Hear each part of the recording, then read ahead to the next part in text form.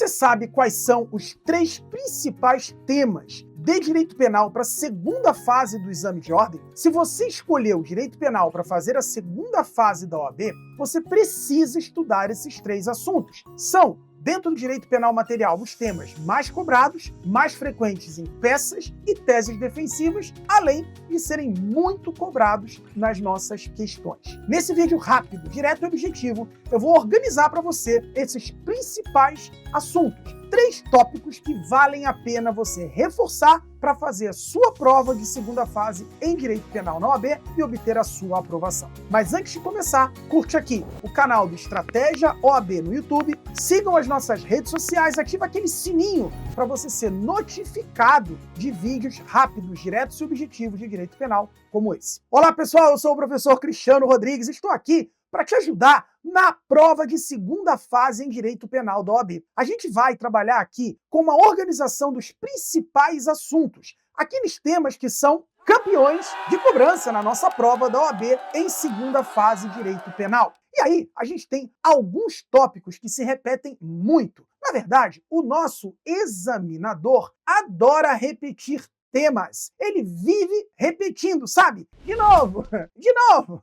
Não lembram disso, né? Tudo bem, não é da época de vocês. Porém, como os Teletubbies, o nosso examinador adora repetir assuntos. O primeiro tema, que cai pra caramba e é um dos principais assuntos para a gente estudar, tem relação com os chamados institutos defensivos do iter criminis. Calma, com esse nome, parece até um bicho de 7 cabeças, um monstro. Não é o caso. Veja, quando a gente fala de institutos defensivos do iter criminis, nós estamos falando das etapas de realização do crime doloso, cogitação, preparação, execução, consumação, e os institutos que a gente usa como tese defensiva e que se referem a essas etapas e à realização do crime. Vamos organizar? Então anota aí, ó. Institutos defensivos do iter criminis. Primeiro, a tentativa, do artigo 14, inciso 2, parágrafo único. Segundo, a desistência voluntária, do artigo 15 do Código Penal. Terceiro, o arrependimento eficaz, do artigo 15 também do nosso Código Penal. Depois, o arrependimento posterior, do artigo 16 do nosso Código Penal. E, por fim, o crime impossível, do artigo 17 do Código Penal. Todos esses institutos têm relação com a realização do crime, com a eventual não consumação ou reparação de prejuízo e vão servir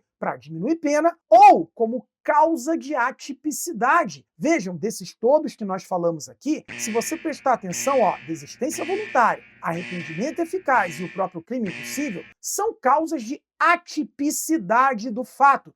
Calma. Não é missão impossível. É crime impossível. Gente, crime impossível é aquele que você não tem possibilidade de consumação. Crime impossível, aquele que é impossível de se consumar. Por exemplo, matar um morto.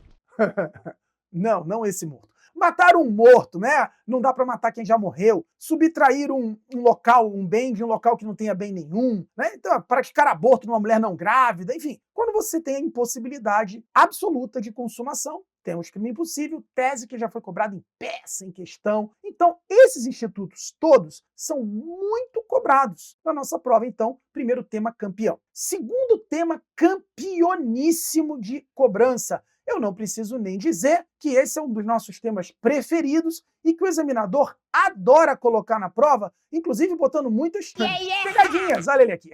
Sempre tem, né? Porque, inclusive, recentemente foi objeto de peça, de tese de peça, a famosa teoria do erro. Para esse tema, a gente dá o Oscar, ó. O Oscar em termos de cobrança, exigência, pegadinhas, e é um assunto muito legal para a gente acertar na prova. Aqui tem alguns macetes, e para isso eu tenho que te contar um segredo. Presta atenção. Teoria do erro tem 6 erros. Desses erros, a gente divide em erros essenciais e erros acidentais. Na segunda fase, basicamente se cobra os erros essenciais. Não quer dizer que você não tenha que ter uma noção aí dos erros acidentais, como é o caso do erro sobre a pessoa, do aberratio ictus, ou erro de execução, do aberratio criminis, ou aberratio delicti, lá do artigo 74, mas normalmente o que realmente o examinador quer de você e o que ele coloca de verdade na prova da OAB são os erros essenciais. Vamos colocar eles em ordem aqui? Vamos lá. Erros essenciais e são chamados assim porque são ligados aos elementos essenciais do conceito de crime. Vamos lá. 1. O erro de tipo incriminador, do artigo 20 caput do Código Penal. Ele, via de regra, ser a tese de atipicidade do fato. Legal? 2. O erro de tipo permissivo, do artigo 20, parágrafo 1º, inclusive recentemente cobrado na nossa prova. Esta é uma tese que vai gerar isenção de pena, afastamento de crime, e a gente tem inclusive um videozinho bem explicativo sobre esse erro aqui no nosso canal do Estratégia OAB. Depois dá uma olhadinha, tem um vídeo bem legal só sobre esse tema. E por fim, ainda o erro de proibição, do artigo 21 do Código Penal, que também é tese absolutória de isenção de pena por exclusão de culpabilidade, via de regra. Então, esses são os 3 erros que realmente caem na prova. E, portanto, vocês precisam ter muita, mas muita atenção. Porque aqui nós temos teses absolutórias, como regra, eventualmente pode não ser uma tese absolutória, como diminuição de pena no erro de proibição, ou punição da forma culposa do crime nos erros de tipo, porém, normalmente é como tese absolutória mesmo. Ok? E agora, para a gente finalizar com a famosa chave de ouro, tema que, se cair na sua prova, a peça agravo em execução, que é uma das que o examinador mais gosta de cobrar, ou mesmo na apelação e memoriais, que são as campeãs de cobrança, além da possibilidade disso aparecer também na não tão comum revisão criminal, a gente tem que lembrar de um tema que é bastante abrangente e que a gente também fala bastante nas aulas, mas está sempre na nossa prova, que é a teoria da pena.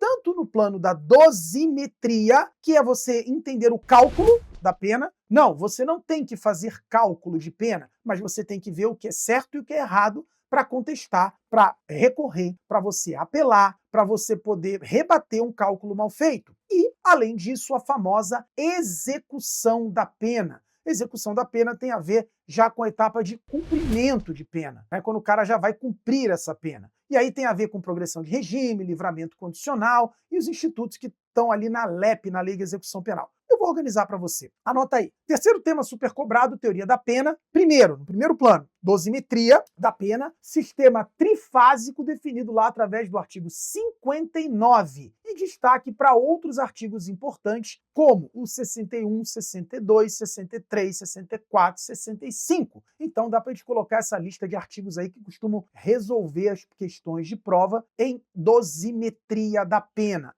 Beleza? Lembrando que temos ainda algumas súmulas importantes, né, que a gente tem que lembrar e que a gente trata dentro das nossas aulas. E no que tange à execução, e agora, por favor, atenção, porque se a peça for agravo em execução, esse é o tema central da peça inteira. Legal? Então vejam. Quanto à execução de pena, nós estamos falando de basicamente dois institutos fundamentais, com mais alguns detalhezinhos que a gente tem que acrescentar. Então, em execução da pena, você tem que ficar atento principalmente, além, obviamente, de alguns artigos do Código Penal, que tratam também desses temas, mas principalmente ao artigo 112 da Lei de Execução Penal. Então, anota aí, ó.